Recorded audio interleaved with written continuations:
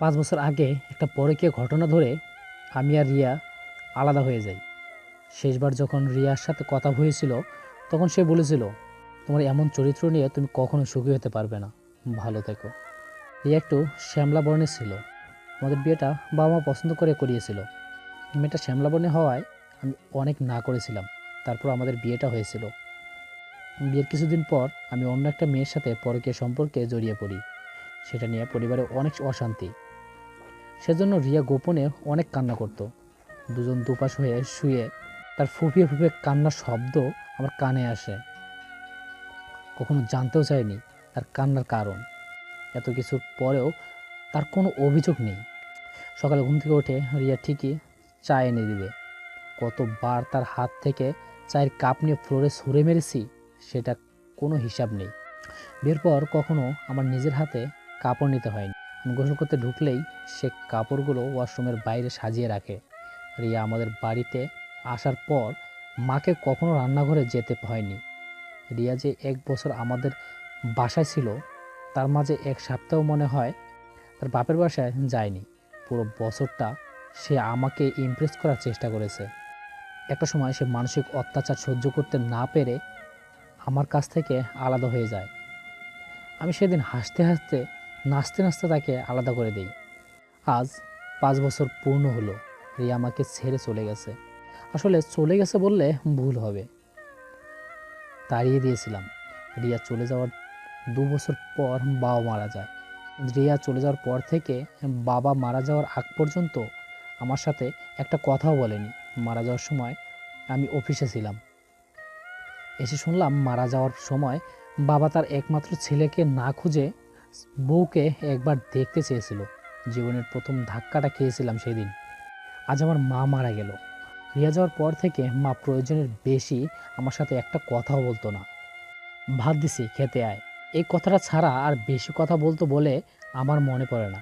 খুব বেশি কান্না পাচ্ছে আজ, যখন মায়ের আলমারিটা খুলে দেখলাম রিয়া যাওয়ার পর থেকে আমার তো একটা শাড়িও মা পরেনি। কখনো বলতেও না আমার জন্য কিছু লাগবে বা লাগবে না। তবুও আমি অনেক কিছু এনে দিয়েছিলাম, যেগুলো যেভাবে এনে দিয়েছি সেভাবেই এখন চোখের সামনে দেখতে পাচ্ছি। আমার ওপর এতটা অভিমান নিয়ে মা পৃথিবী থেকে বিদায় নিয়েছে। মা আমার হাতের ওপর মারা গেছে। মারা যাওয়ার সময় শুধু একটা কথাই বলে গেছে, বাবা, তুই ছিলি আমাদের একমাত্র সন্তান। তোর ভালোবাসায় কমতি হবে ভেবে আমরা 2টা সন্তান নিইনি। তারপরও আমাদের মুখের দিকে তাকিয়ে রিয়াকে মেনে নিতে পারিসনি। তোর বাবা মারা যাওয়ার আগে প্রতি রাতে শুধু একটা কথাই বলে বলে কান্না করতো। মেয়েটা অনেক ভালো ছিল রে। আমার পরকীয়া সম্পর্ক ছিল 2 থেকে 3 মাসের মতো। এই 2-3 মাসে আমার কাছ থেকে মা, বাবা, রিয়া ৫-৫টা বছর কেড়ে নিল। আজ বুঝতে পারলাম ভালো থাকার মানেটা কি, কত সুখী হতাম যদি বাবা মারা যাওয়ার আগ পর্যন্ত আমার সাথে আগের মতো কথা বলতো।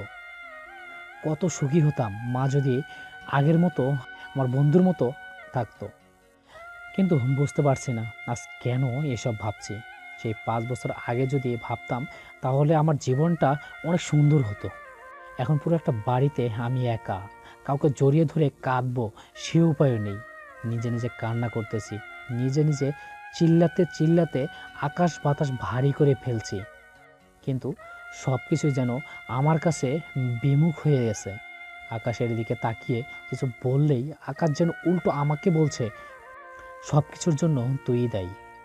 আজ নিজেকে খুব বেশি অপরাধী মনে হচ্ছে। রিয়ার চলে যাওয়ার সময় কথাটা যেন অক্ষরে অক্ষরে সত্যি হয়ে গেল। ৫ বছর পর রিয়ার নাম্বারে ফোন দিলাম।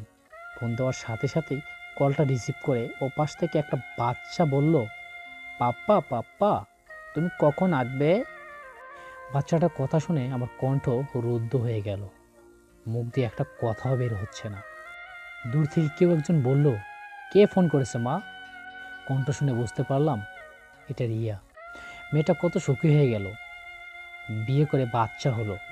এখন খুব জেলাস ফিল হচ্ছে তার স্বামীর কথা ভেবে। ইচ্ছা করতেছে দৌড়ে গিয়ে রিয়াকে আমার কাছে নিয়ে আসি, জড়িয়ে ধরে অনেক কান্না করি, রাত দিন কান্না করে ক্ষমা চাই। কিন্তু সেটা তো আর সম্ভব নয়। সে এখন আরেকজনের বউ। তাছাড়া আমার মতো খারাপ একটা মানুষকে কেন সে জড়িয়ে ধরবে? ওপাশ থেকে রিয়া বলতেছে, দাও মা, ফোনটা দাও, দেখি কে ফোন করেছে। এরপর আর কোনো কথা শুনতে পেলাম না। হয়তো আমার নাম্বারটা সে চিনতে পেরেছে, তাই কোনো কথা বলতে চাচ্ছে না। আমিও কেমন বোকা, তার কাছ থেকে কথা আশা করতেছি। তার কণ্ঠ শুনতে পেরেছি, সেটাই তো অনেক। ফোনটা যদি তার কাছে হতো, হয়তো তার কণ্ঠটাও শোনা হতো না।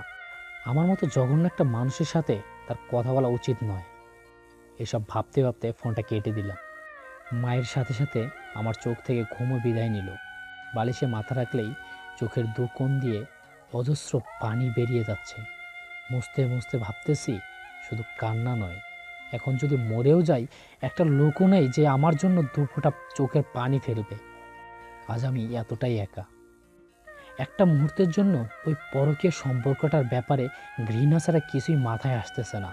অথচ একটা সময় ছিল রিয়ার প্রতি ঘৃণা আর পরকীয়ের প্রতি মায়া। আজ পরকীয়ের প্রতি ঘৃণা আর রিয়ার প্রতি মায়া।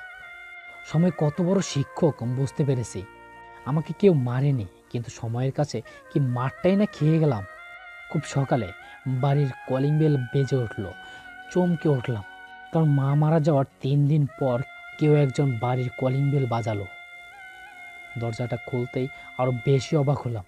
দেখলাম রিয়া একটা বাচ্চা কোলে নিয়ে দরজার সামনে দাঁড়িয়ে আছে। বুঝতে পারছি না এমন সময় আমি কি করব, কি করা উচিত আমার। আমি রিয়াকে ভেতরে আসতে বলি। রিয়া বাবা মার কথা জানতে চায়। আমি সব খুলে বলি। রিয়া আমাকে সান্ত্বনা দেয়। আমি রিয়ার বাচ্চার কথা জানতে চাইলে ও অনেকক্ষণ চুপ করে রইল। কিছুক্ষণ চুপ থেকে বলল, বাচ্চাটা অনাথ। একটা রোড অ্যাক্সিডেন্টে তার বাবা মা মারা যায়, তারপর থেকে তার দায়িত্ব আমি নিই। মেয়েটা আমাকে মা বলেই ডাকে। আমি রিয়াকে জিজ্ঞাসা করলাম, বিয়ে করোনি? রিয়া উত্তর দিল, না। আমি বললাম, কেন? রিয়া বলল, কাউকে তো ভালোই বাসতে পারিনি। যাকে ভালোবেসেছিলাম সেই তো ফিরিয়ে দিয়েছে। তারপর আমি রিয়ার কাছে হাত জোর করে ক্ষমা চাই। অনেক কাঁদি। আবার কান্না দেখে রিয়া আমাকে জড়িয়ে ধরে কান্না করে দিল। আমি রিয়াকে বললাম, আর কখনো ছেড়ে যাবে না তো? রিয়া বলল, কখনোই ছাড়বো না। তোমার অনেক কষ্ট হয়েছে, তাই না? তোমাকে অনেক কষ্ট দিয়েছি, দয়া করে আমাকে ক্ষমা করে দাও। আর কখনো তোমাকে কোনো কষ্টের আঘাত পেতে দেব না, promise. I love you Riya, I love you, I love you.